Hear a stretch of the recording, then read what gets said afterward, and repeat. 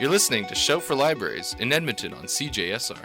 We're a group of library students at the University of Alberta who are interested in raising awareness about topics such as censorship, freedom of expression, and social responsibility. My name's Jesse. And I'm Rachel, and we'll be your host for this half hour of library-centric radio. Thanks for tuning in. On each episode of Shout for Libraries, we explore a different issue in library and information studies. Today we're talking about politics in the library. First up, Celine Garreau-Brennan and Larissa McLeod will be speaking with Michael McNally, an assistant professor here at the University of Alberta from the School of Library and Information Studies, and Sam Popowich, a Discovery Systems Librarian here at the U of A. Today, they'll be talking about politics in the library, looking at topics such as political neutrality and how politics influence theories and behaviors within the profession. I'm just going to get first Sam to introduce himself and tell us a little bit about his work, and then Michael to introduce himself and tell us a bit about his work too. Thanks, Celine. I'm Sam Popowich. I'm the Discovery Systems Librarian at University of Alberta Libraries, which means I work primarily on the technology side. My research interests are primarily Marxism, librarianship, and technology, which I guess I've been sort of doing off and on ever since library school, though I've had an interest in Marxism and critical theory going back further than that. Thanks, Lynn. So my name's Michael McNally, and I'm an assistant professor at the School of Library and Information Studies here at the U of A. And so I kind of teach a range of courses. One of those includes the Foundations course that all students take in their first year, and a number of different electives that changes in any given academic year. In terms of my research, focused generally in the area of information policy. I've done most of my work in two areas: copyright and telecom, specifically broadband policy.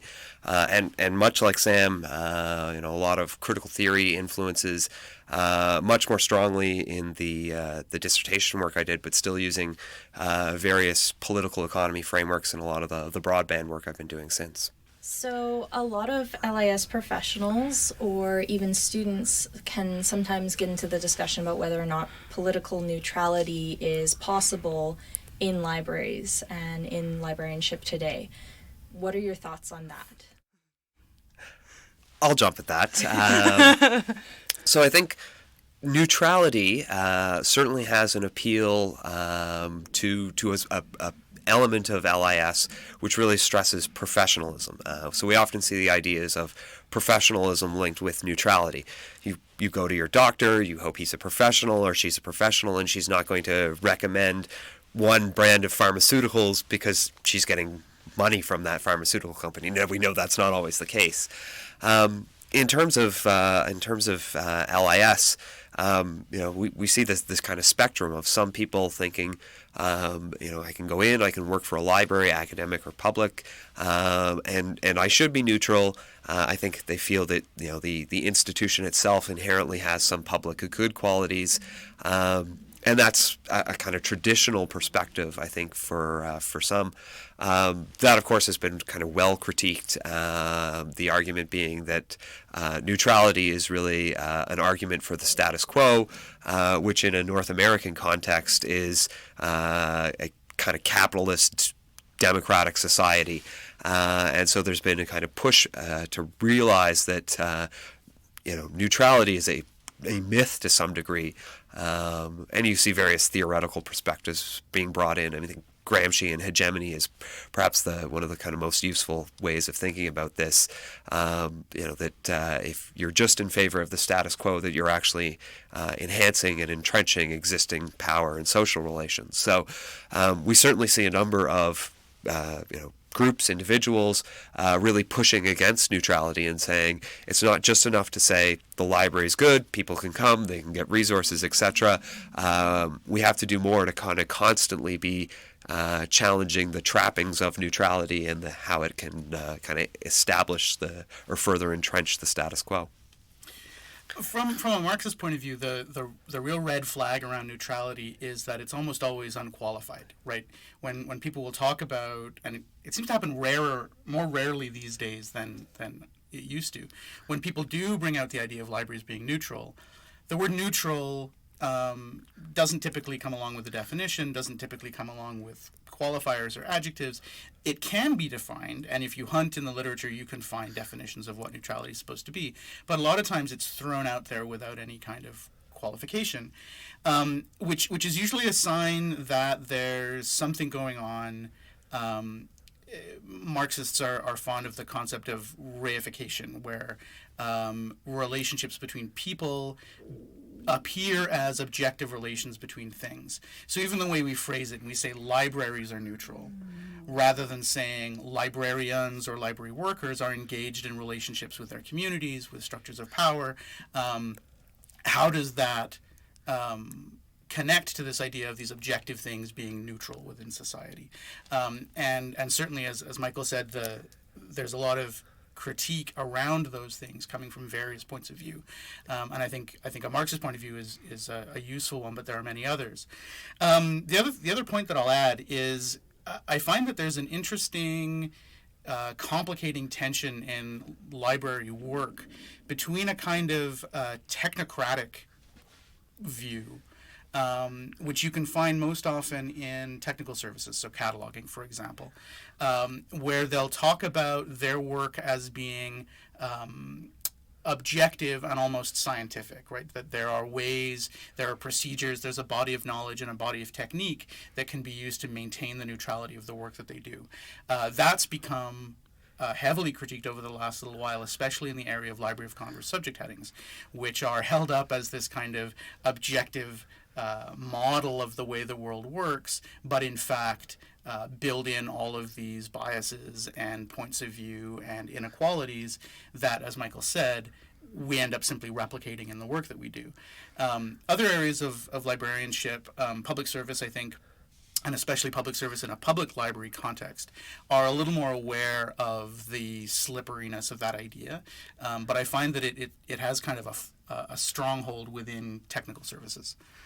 Yeah, I had never thought about that division of services that way, but I think there's, like, even if you look at it from an epistemology type of point of view, you look at, like, constructivist with more of that, like, humanist approach, more of that relationship building, whereas when you're getting to this technical side, there's more of this positivist viewpoint, I find, where it's, like, one truth, one right answer, whereas we can see there's these biases already constructed into that. So I find that, Michael, you look like you want to say something. Yes, and another key group to highlight in all of this, of course, is management, where you typically have had people who've been slowly perhaps working their way up, but that's one group where there's often more kind of political concerns. So, we'll see, we see lots of interesting debates within the field. One of the classic examples is always, what do we call the people who come in and use the libraries?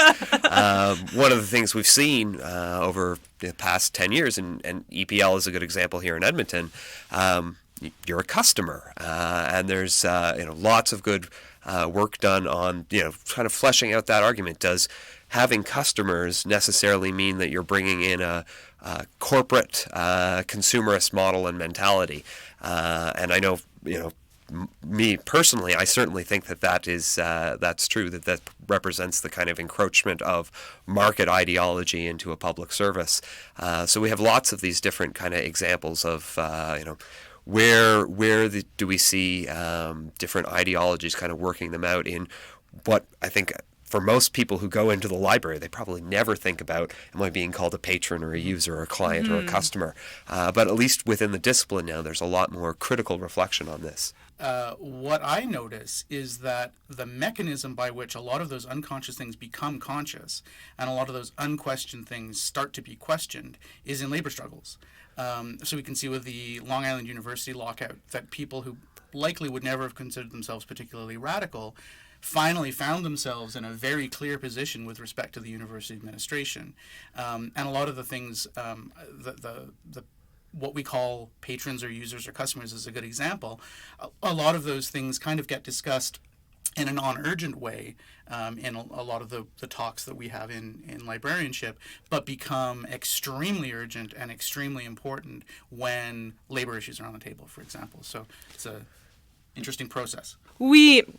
I think it's really important to acknowledge that you both have academic freedom too, to voice these opinions and to come on this show and talk so frankly, candidly about these issues. And so what would you say to those who may not have that privilege of academic freedom but still want to voice political discontent in the library context? Or even, I mean, we have a lot of student listeners, and student listeners are people who are going out into the workforce looking for jobs and don't necessarily have that freedom to speak very candidly about what they see as being issues and things they want to change in that political sphere. Within academic libraries, the vast majority of us have enshrined academic freedom and solid mechanisms whereby we can bring a grievance to the association if we feel that academic freedom has been infringed. In public libraries, that's not the case. Typically in public libraries, the union that librarians are part of is part of a wider city union or public service union, which doesn't tend to think too much about intellectual freedom as a value of its workers or of its organizations. So they're sort of stuck in that respect. And we can see that in discussions that have happened over the last couple of years, primarily by academic librarians, around the problem of public librarians not being able to speak about their own labor issues or their own views of intellectual freedom or anything like that. I've been reading recently about the history of academic librarian unionization and recognition of academic status, how we got academic freedom in the Canadian context. And we typically nowadays are part of faculty associations, with some exceptions like the McMaster Librarians Union. But that wasn't always the only model that was on the table. In some provinces, suggestions were made that there should be a province-wide librarian or union, which would then be able to uphold the values that its membership agreed upon. And I actually think that might be worth something that we could think about. Instead of academic librarians being in one union with faculty and public librarians being in another union with other constituencies of city workers, what if we had a provincial or a nationwide union that then had the teeth to support however we defined intellectual freedom? I find that you know, I've only been a librarian for nearly 10 years, but despite open avowal of the principle of intellectual freedom on the part of the Canadian Library Association, it didn't seem to have any effect on actual library workers within public libraries. So perhaps there's another way that we could think about the structure of library worker organization, which might even the playing field in that respect. And we've also seen the intellectual freedom debate play out in a rather sharp way here in Canada.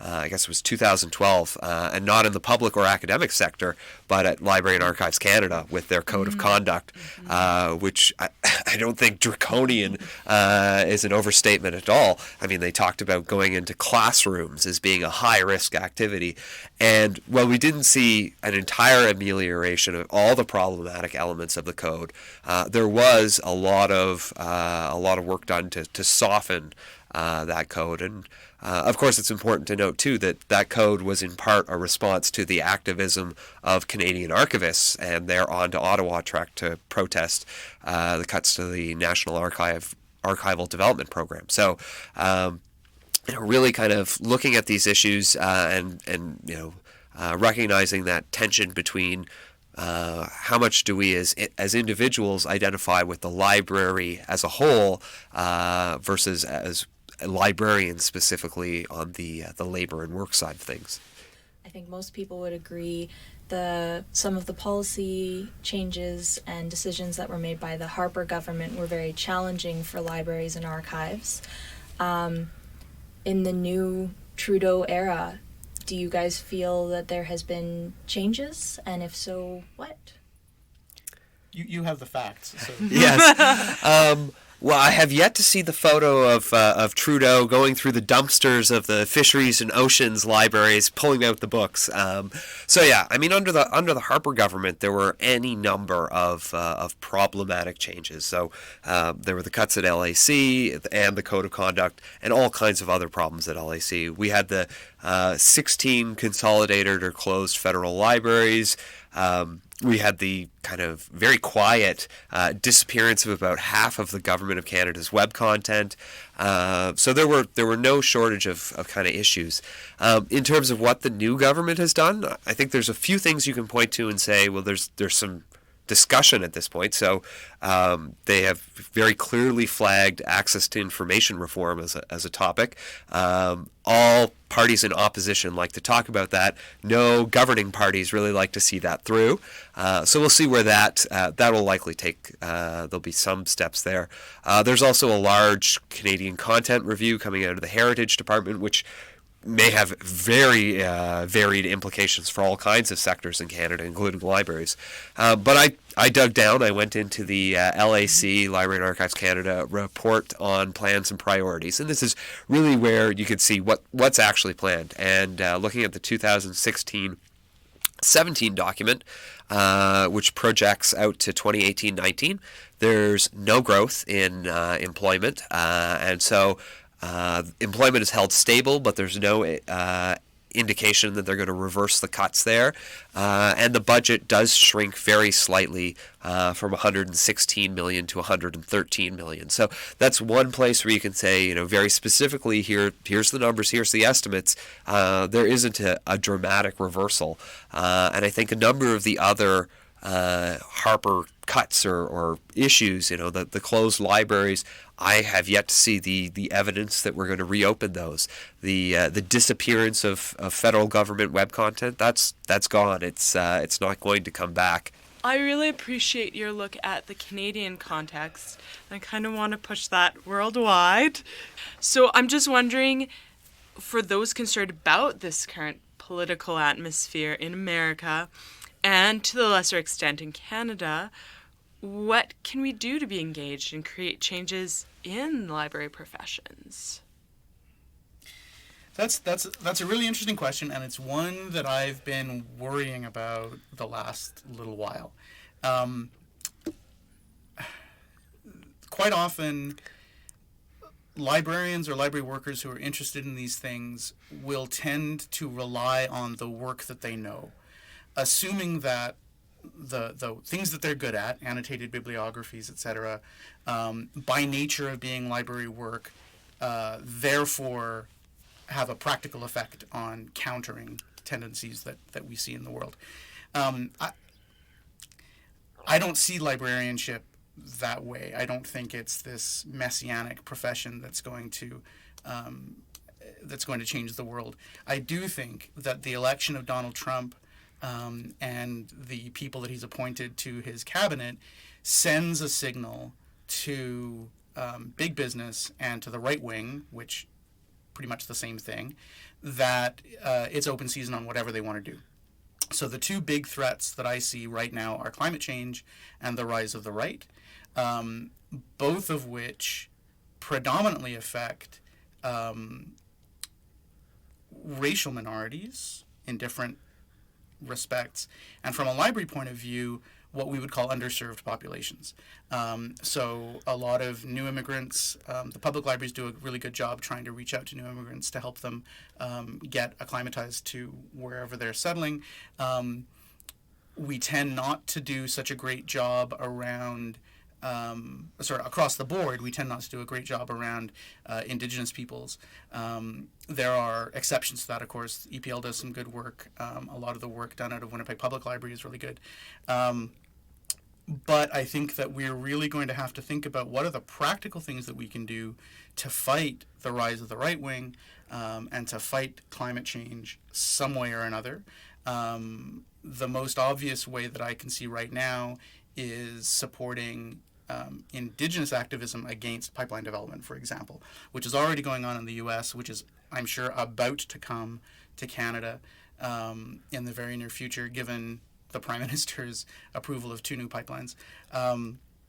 But I don't think that the work that we're going to do, I don't think we can rely on that being library work. I think that may end up being work that is not traditional library work, helping out however we can in those areas.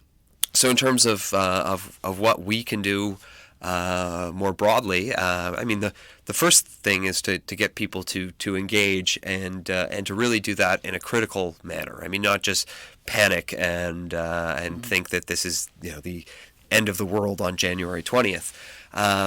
And it's also important to see, I mean, some of the global connections in all of this too. Europe, there'll be a number of elections in Europe, and it'll be quite interesting to see what happens there. Taking it all the way back down to librarians and library workers. I think here in Canada, perhaps we're a little bit fortunate in that one of the things that is really attracting a lot of concern within the profession is truth and reconciliation, and I think if we can use that as a kind of focal point for thinking not only about addressing residential schools and the legacy of residential schools, but thinking more broadly about the implications of the colonial history that we have, the kind of capitalist and class-based system that produces, and so using TRC as a little bit of a focal point to think about how we can address not just residential schools, and of course it's a very important thing to address, but a broader range of social and political disadvantages and problems. Mm-hmm. Thank you for that.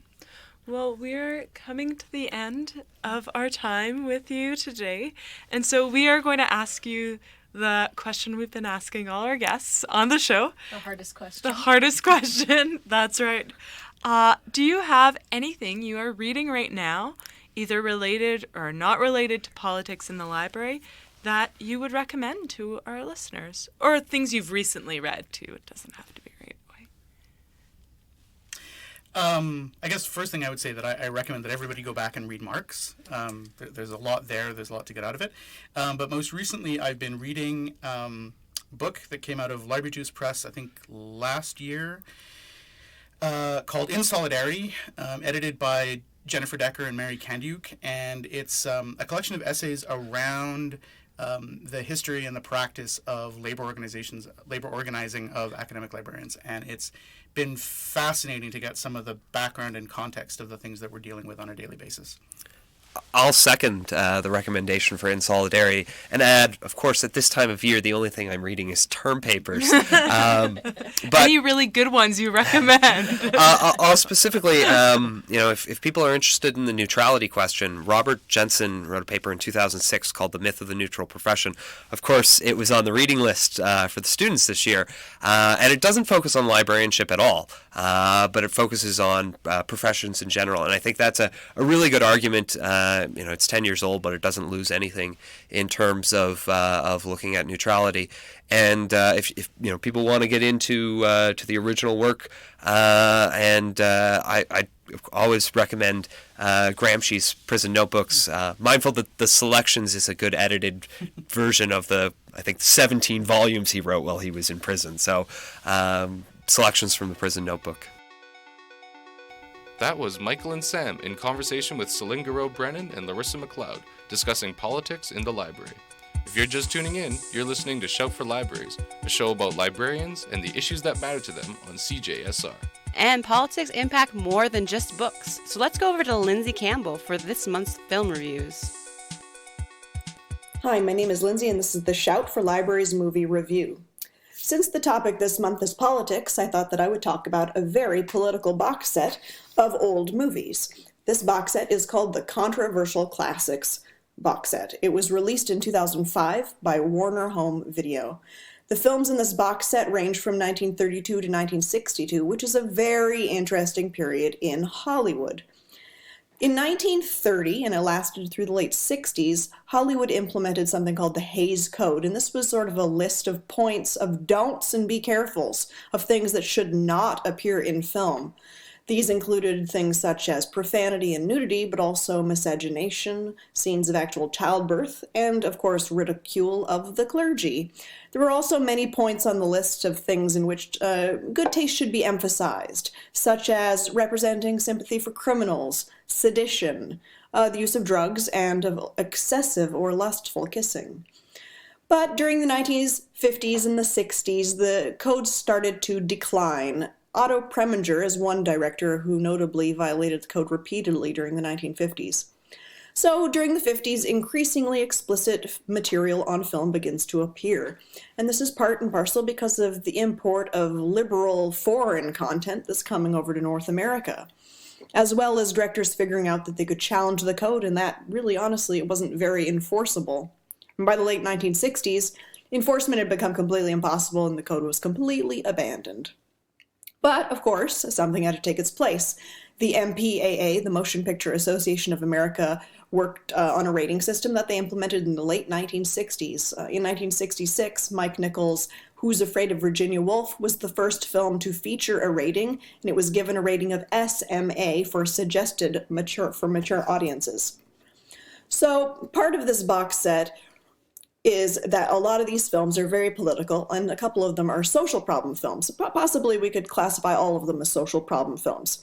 The social problem film is a genre that really flourished in the 1930s and 40s, and it changed a bit in the 1950s. In the 1950s, it changed a little bit because of the House of Un-American Activities Committee, which was kind of connected to McCarthyism and this hunt for communism, and it really dampened a lot of left-leaning voices in Hollywood. Regardless, the genre still flourished. So a social problem film usually has to do with translating a large social issue into an individual conflict between a couple of characters. And this usually deals with maybe the horrors of war or suffering of the poor, of addiction, the rights of women, and so on and so forth. So the films in this box set are inherently political, both in theme and subject, as well as in their being made, in their actual act of challenging censorship and not conforming to restrictive regulations. So I'm not going to go through all of the films in detail, but I will tell you what all the films are. The first film is I Am a Fugitive from a Chain Gang. This is a pre-code film from 1932. And it's got a deep criticism of the judicial system and of prisons. Then we've got from 1936 Fritz Lang's Fury, which was his first American film. It starred Spencer Tracy. In 1955, we've got Blackboard Jungle, directed by Richard Brooks, nominated notably for 4 Oscars, and it starred a young Sidney Poitier as a teacher dealing with an inner-city classroom made of juvenile delinquents.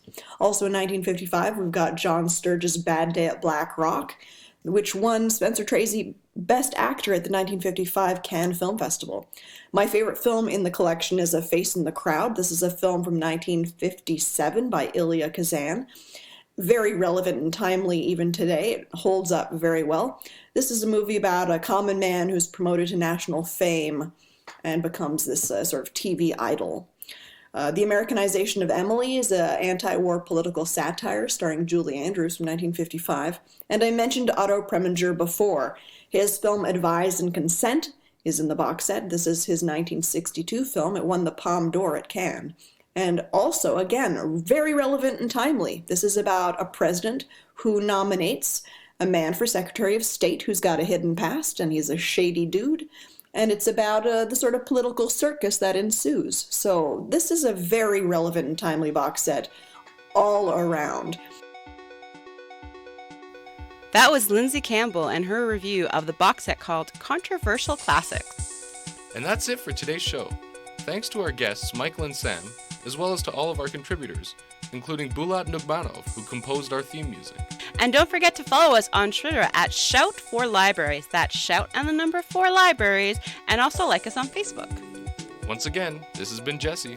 And this is Rachel, and we have been your hosts for this half hour of library-centric radio.